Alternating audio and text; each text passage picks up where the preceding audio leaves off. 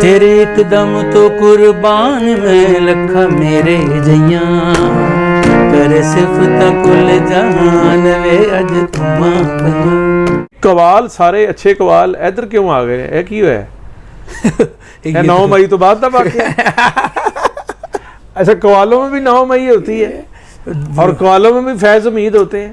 कवालों को हमेशा 9 मई या 10 मई जो भी कोई उसकी डेट हो तो बड़ी याद रहती हाँ कभी वाइट बॉल हाँ जी कवाल नूं तो पता ना भी मैं 9 मई नूं केड़े उरस ते शेखुपुरे पिछले साल गया सी मैं कित्थे गया। और फैज़ कवाल भी क्यों हुए हैं फैज़ जैसे फैज़ साहब इंटेरोगेशन हो रही है हमारे फैज़ हमीद साहब अच्छा तो जी। फैज़ कवाल भी हुए हैं बड़े नहीं जी मुझे मेरे इल्म में नहीं है। वो आपने कहाँ से फैज़ हासिल किया? मैंने तो बाबा फरीदुद्दीन गंजे शकर रहमतुल्लाह अलैह के दरबार वो से तो किया। वो तो बड़े वाली साहब उस्ताद बड़े मियां खान साहब बड़े से फैज़ वाले लड़ाइयां चंगियां हंस बोल के वक्त गुजार लड़ाइयां चंगियां ना लड़या करो सरकार लड़ाइयां चंगियां। तो इसके भी 3-4 अंतरे थे। साहब मास्टर अब्दुल्ला कहा करते थे और जो पर्सनली मुझे उन्होंने कहा कि जिस गाने में जिस फिल्मी गाने में कवाली ना हो वो हिट नहीं होता। बहुत सी बात की ट्रांसक्रिप्शन क्या करेंगे आप? वो मैं ट्रांसलेट जो मैं करना चाहता हूँ जो उनकी बात है क्योंकि कवाली में एक रिदम होता है। कवाली एक ऐसी सिर्फ है जिसमें ताली साथ साथ चलती है जिस तरह सेम लाइक हार्ट बीट जिस तरह काम करती है इंसान के तो जब उस वो रिदम पे आता है कवाली का जो रिदम है ना वो हमेशा हिट ही रहा है। वाह हाँ लोगों ने उसको एंजॉय किया। तो उनका कहने का मकसद ये था कि अगर कवाली का टच हो यानी रिदम वो जो गाने में बोलता हो तो उसमें हिट होने के चांस बहुत ज़्यादा होते हैं। जैसे मास्टर अब्दुल्ला का कोई गाना हो जी तो आप उसको थोड़ा समझाने के लिए जी जी कि भाई ये मतलब है खान जी साहब मिसाल के तौर पर उनका कोई गाना ले लें जैसे सौ रब दी रब वे गवाह आ गया बस कैसे सौ रब दी वो भी वही बात आ गई। वाह तो इस तरह उनके कई गाने ऐसे हैं। हाँ करे सिफत कुल जहान वे अज तुमा पइयां ये एक नौशो पाक सरकार की कवाली होती थी। हाँ जी अच्छा अच्छा अच्छा हाँ जी इसी यानी कि ट्यून और थी हाँ हाँ राग यही था लेकिन वो कवाली इस तरह थी। बहुत तेरे एकदम तो कुर्बान में लखा मेरे जइया करे सिफत कुल जहान वे अज तुमा पइयां। तो उनके ये अच्छा ये कवाली और कवालों के जो असरात हैं वैसे तो मुझे उस्ताद राहत फ़तेह अली खान के पास बैठे हुए थे तो उन्होंने कहा कि अमीर खुसरू रहमतुल्लाह अलैह कवाली के जद्दे अमजद मौजूद तो मशरकी जो मौसीकी है क्लासिकी मौसीकी उसमें उसातिज़ा में शामिल है अमीर खुसरो जी बिल्कुल और वो कवाल थे जी। इस तरह तो ये सारे घराने जो हैं उनकी शागिर्द और सारे कवालों के शागिर्द इस बात से आप नहीं बिल्कुल सही बिल्कुल सही सीरियस बात है तारीखी तौर पे साबित भी नो डाउट क्योंकि बट जो हज़रत अमीर क्योंकि शुरू वहाँ से हुआ जी तो फिर इस मौजूद भी वो उन्होंने पहले जो कॉल था वो था मन कुन तो मौला जी। अच्छा एक चीज़ और बताता चलूँ प्लीज़ क्योंकि वो चीज़ जो सबको पता चल जाए और अच्छा मैसेज चला जाए हमेशा कोई क्वेश्चन कर दे ना यार कॉल पहले गाना आपने कॉल गाया जिस तरह सारे फनकार कहते हैं जी मैं कॉल कुर्बाना से शुरू किया तो कॉल तो कहते हैं किसी बुज़ुर्ग का जी वाली लेकिन जिसकी ट्यून हज़रत अमीर खुसरो रहमतुल्लाह अलैह ने दी है वो तो कॉल है वो तो हदीस है भाई उसको किस तरह आप कॉल कह सकते हैं पॉइंट कीजिएगा नोट। जी जी जी हाँ जी कॉल हमेशा कहते हैं हम कॉल से शुरू किया कॉल तो होता है वो किसी बुजुर्ग का या किसी बड़े का कहना या कवाले ज़रिए में जिस तरह हम कहते हैं जी लेकिन कोड तो हुई है मनकुन तो मौला जी ठीक है जी। और उसका बेस जो रखा उन्होंने वो अपना राग यमन हेमन जी उसको बना के उन्होंने पहला ही वो गाया। असल में जिस तरह कवाली म्यूज़िक की सिनफ़ें होती हैं कौल एक सिनफ का नाम है जी कौल कुलबाना तराना जी जी जी जी इसकी 12 हैं या 13 12 13 मैं तो वो मुझे याद भी है। तो कौल एक सिनफ का नाम है, हदीस का नाम नहीं है। हदीस तो हदीस ही कोट होगी। जब भी कोई फनकार कहता हमने कौल गाया तो कोई क्वेश्चन कर सकता है, यार कौल तो तुमने नहीं पढ़ा, कौल तुम तो हदीस पढ़ रहे हो, तो इसको कौल किस तरह। तो कौल सिनफ है जो हज़रत अमीर खुसरो रहमतुल्लाह अलैह ने शुरू की।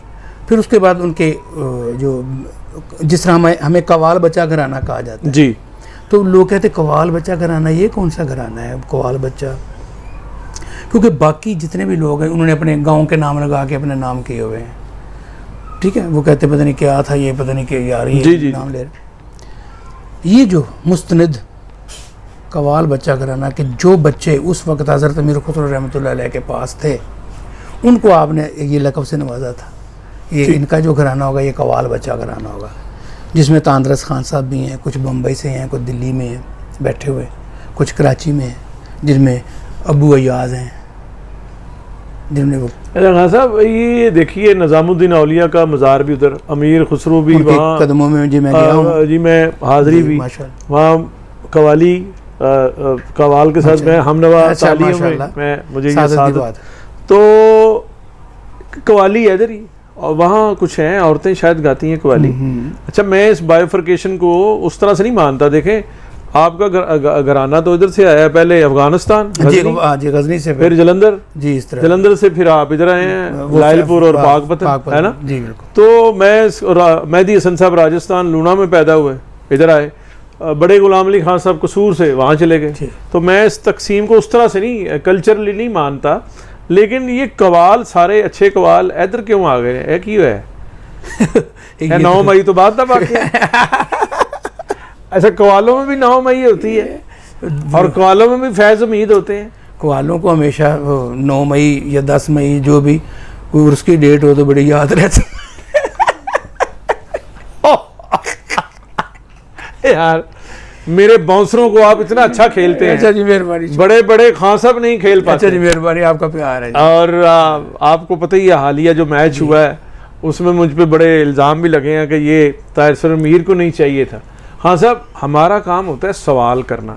सवाल करना ऐसे ही है जैसे बाल मैं करवाऊंगा, चौका छिक्का आप लगाए। सही से है जी, ऐसे ही है। तो आप कितनी देर से मैं बॉलिंग करवा रहा हूँ। अच्छा जी, आपके प्यार और कभी ना आप लेग बाई का छोड़ रहे हैं, अच्छा ना कभी वाइड बॉल। हाँ जी, कोहाल नु तो पता ना भी मैं 9 मई नु केड़े रस्ते शेखुपुरे पिछले साल गया सी, मैं किथे गया। और फैज़ कवाल भी क्यों हुए हैं? फैज़ जैसे फैज़ साहब इंटेरोगेशन हो रही है हमारे फैज़ हमीद साहब। अच्छा, तो फैज़ कवाल भी हुए हैं बड़े? नहीं जी, मुझे मेरे इल्म में नहीं है। वो आपने कहाँ से फैज़ हासिल किया? मैंने तो बाबा फरीदुद्दीन गंज शकर रहमतुल्लाह अलैह के दरबार से किया। वो तो बड़े वाली साहब उस्ताद बड़े खान साहब, बड़े फैज़ वाले हैं, बदर मियां दास साहब से। और फैज़ जो ये फैज़ है। अच्छा, फैज़ हमीद साहब को आपने कभी कवाली सुनाई या जनरल मुशर्रफ साहब को? मुशर्रफ साहब तो बहुत सुनते थे। मुशर्रफ साहब को मैंने सुना। वाह जी बिल्कुल, वो उस वक्त खालिद मकबूल साहब गवर्नर थे। हाँ हाँ हाँ। मैं इंडिया में एक फ़िल्म बन रही थी वागा, उसके मौसीकी के लिए, और उसमें मेरी कवाली थी। मैं था लुधियाना। अच्छा, उधर मैं लुधियाना में था, तो मुझे फ़ोन आया सदान साहब और उस्मान पीरज़ादा जी का कि शर्मिज़ाद किधर हो यार, इधर ही। मैंने कहा जी मैं तो फिल्म, आज मेरे पे कवाली फिल्म आ जाएगी फरीदकोट में, सेट लगा हुआ था। हाँ। तो मैंने कहा जी उधर। कहने लगे नहीं यार वो छोड़ के आना पड़ेगा। अच्छा, मेरा ऑन फुट वीज़ा था। अच्छा, आराम से और एंट्रीज थी आना जी, जाना? हाँ जी, आना जाना था, ऑन फुट मिलता था। तो मैंने कहा अच्छा जी। कहते नहीं यार आपको रिकमेंड किया है कवाली के लिए तो आपने आना है। मैंने कहा अच्छा जी। मैंने उनको कहा जी आप कोई और डेट रख लें, क्योंकि हमारे जो प्रेसिडेंट हैं उन्होंने याद फरमाया है। खैर मैं वापस आ गया। तो उधर जब मैं गया तो उधर हमारे आबदा परवीन जी थी, कुछ फनकार थे और भी। कवाली में मुझे अल्लाह पाक के हुक्म से बुलाया गया था। खैर मैं वॉच तो करता रहता था। मुझे किसी ने कहा जी ये जौनपुरी और दरबारी एक बड़े अच्छे समझते हैं मुशर्रफ साहब। अच्छा अच्छा। तो मैंने कहा अच्छा ठीक है, क्योंकि मैं दरियागंज में उनके जहाँ वो घर थे ना दिल्ली में, हाँ जी, उधर मैं वो भी देख के आया था मुशर्रफ साहब कहाँ रहते थे। तो वहाँ पे एक करीम होटल भी है आपके दिल्ली में, वहाँ पे मुसलमान जो खाना खाते हैं मस्जिद के बिल्कुल पास। तो मैंने कहा अच्छा। मैंने कहा वो अच्छा करता हूँ, तो तुम्हें दिल लगी भूल जानी पड़ेगी। इसमें वो पूरा अलाव था जौनपुरी का भी और वो दरबारी का भी। मैंने कहा इसको अलावा दे के ना। तो जब मैं शुरू हुआ तो मेरा टाइम था 15 मिनट।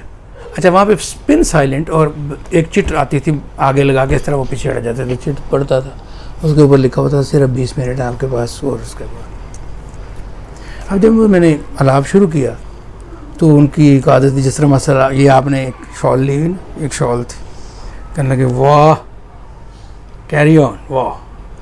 तो उसमें मैंने शेर बिलावे दिए, उनको बड़ा अच्छा लगा।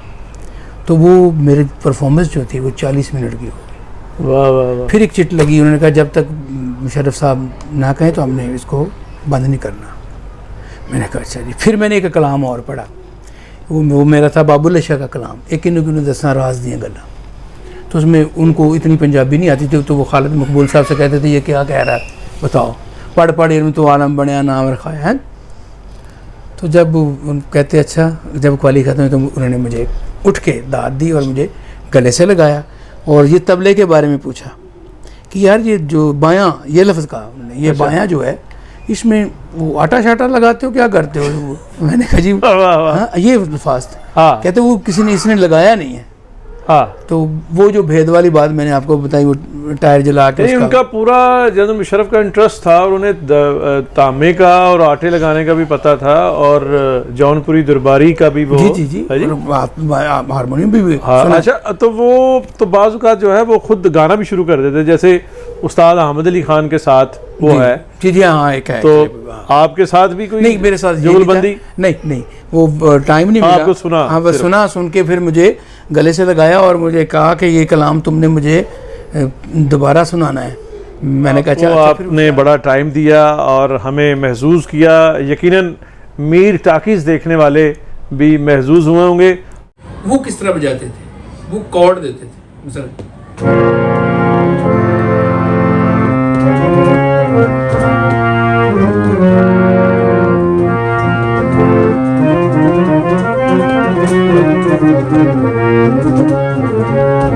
Thank you.